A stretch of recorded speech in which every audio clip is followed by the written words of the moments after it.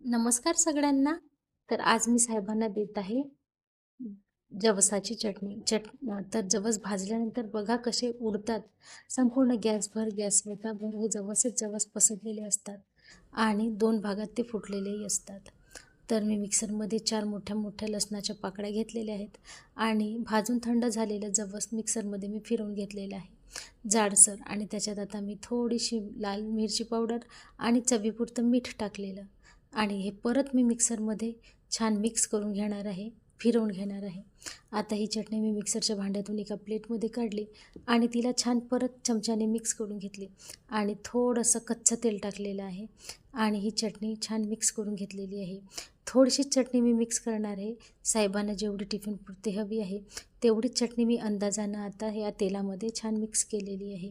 तर बघा चटणी इथे बनून रेडी झाली आहे जवसाची.